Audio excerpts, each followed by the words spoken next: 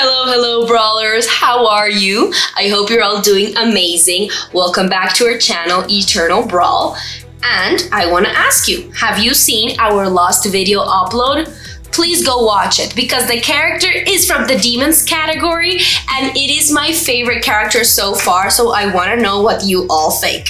And if you are new here, well, first off, I am Iz, your game host manager, and I've been talking about amazing, fantastic, epic heroes from our game Eternal Brawl. So if you're new, go check out our channel and choose your favorite character. And now, without further ado, let me introduce to you another epic character. He is from the Gods category. And I am sure if you are a Marvel fan, you've probably heard of him. It is Thor.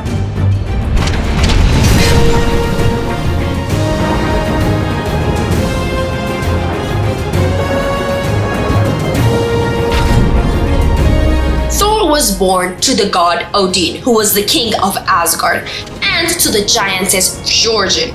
He later on would end up marrying Sif, who was a golden-haired goddess associated with Earth, and they had a daughter together. He also had two sons, one which he had with the Norse goddess of the sea. Remember that all the gods are extremely promiscuous, if you remember from all the videos we've talked about. Anyhow, Thor, being a half giant and also half god, and Odin's firstborn son, was the most powerful god in Norse world. Yes, and he basically slaughtered every giant that he found in Midgard.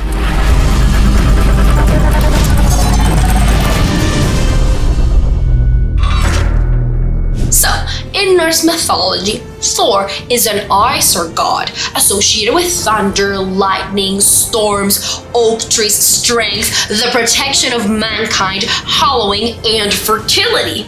Yes, he is strong, courageous, loyal, but he is prone to being occasionally temperamental. So he has all the attributes of a great warrior and occasionally has these violent bursts of anger. But anyhow, and end all and be all, Thor loved people and he did everything to help people. Yes, he did things like bringing rain to people's crops, he blessed marriages, and he guided people at sea.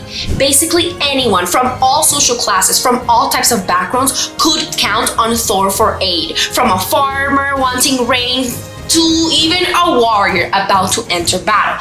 And this is how Thor ended up becoming the god of the people, while Odin, who was his father, if you remember, was more the god of nobles and scholars. I love it. So, aside from deeply caring about humanity, Thor is also described as a fierce, red-haired and bearded god who has a miniature of magical weapons. However, the most notable one, the one you've probably heard and seen, was his hammer, called the Mjolnir. Now, Odin, his father, commissioned the Huldra brothers, who were infamous dwarves blacksmiths, to build a magical weapon for Thor to be able to protect Asgard. They did this and the Mjolnir came to life, who has so many marvelous qualities. The hammer has so many marvelous qualities. One of them is that it actually returns to the thrower like a boomerang, and it is also able to level mountains. Pretty cool. If you've seen the Marvel movies, you've of course have seen this hammer. It's dope, isn't it? So, despite his massive size and overweight body, Thor has proven to be able to move at extremely fast speeds and has stupendous reflexes. So much so that he can evenly match Kratos, who is the father of Loki and also known as the god of force, of strength, and sometimes even war. Anyhow, Thor was able to evenly match him in battle, in combat, be able to attack him, manhandle him, all these amazing things. So, yeah, he is pretty dope. And if you don't remember who Loki is, check out our YouTube channel. We will put the video of Loki, the link on the description box below. He's a pretty amazing character and we talked about him. And you can also use him in Eternal Brawl. More Moreover, as the strongest of the Aesir god, Thor has tremendous superhuman durability. He is able to endure so many attacks from the Jotnar without much damage. He doesn't really get hurt, which probably helped him a lot to be able to do so many massacres of the Jotnar. Now, the Jotnar were introduced in the Loki video, so go see it if you want to know more, but basically they are a race of giants that were in constant conflict with the gods.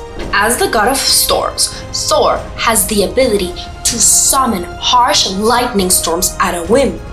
Now, as the god of thunder, he has absolute control over electricity and lightning, and his sons inherited all of these powers. But it is said that Thor's electrokinetic powers far surpass the ones his sons inherited. Now, Thor can also infuse electricity into his own body. And when he does this, his body appears to be covered by lightning and his eyes glow blue. That must be beautiful. And not only this, more cool, his speed, his durability, and strength increases, making it look like he can teleport. Isn't that so freaking dope? And wait for this. Thor can even levitate and fly at extremely high speeds through the air when he uses his lightning powers. Dope. Now, Thor is immortal from a human perspective thanks to his longevity, his strength, and his unchanging appearance. But here's a secret. No, Thor is mortal. Yes, I know. He does not age thanks to the goddess Idun and her magic apples, but Thor is predicted to die at Ragnarok. Quiz here, who remembers what Ragnarok is? We've mentioned it in other videos. Basically, Ragnarok is the rebirth of the universe, which means that everything needs to be destroyed first, so everything comes again. AKA, it's the end and the destruction of everything. Yeah. And the word Ragnarok also means the fate of the gods. So basically, Thor will die at Ragnarok along with Odin, with Loki, and many others. So Thor's greatest enemy is Jormungandr, which is Loki's son, and it is the giant serpent who surrounds the earth. Now, I'm sorry for everyone in that part of the world who knows how to pronounce Jormungandr. I'm trying my best. Anyhow, it is said that Jormungandr encircles the planet with his tail in his mouth. But it is predicted that when Ragnarok comes, Jormungandr will let his tail go and cover Thor with his venom. But not before Thor can deliver one final fatal blow with his hammer, which will lead to the two of them, these two enemies, dying at the same time on the battlefield. Pretty cool story. And pretty epic character. I can't imagine how well he will perform in the game knowing all of these amazing abilities. So let's check out Thor's Eternal Brawl character abilities in the game. On the battlefield, Thor has an impressive comprehensive ability of 79, an attack mode of 80, and a defense mode of 50. He can easily dominate a game with an explosive force of 78 and a control level of 50. And with a support rating of 60, he can be a great game character. Now, Brawlers, tell me, what do you think of Thor, the god of thunder, the god of the people, the god of war? His bravery and determination are extremely admirable, and honestly, with all of his skills, his abilities, and all the special weapons that he will have in Eternal Brawl, I am sure he will be able to dominate so many battles. Now, remember that as you can see, all the lives of the gods are connected. I've been telling you. So I will be presenting other characters like Odin, who I mentioned in this video, in future videos. So make sure to stay tuned so you don't miss any of their amazing stories. And remember that you can also view them in the Eternal Brawl website, eternalbrawl.io.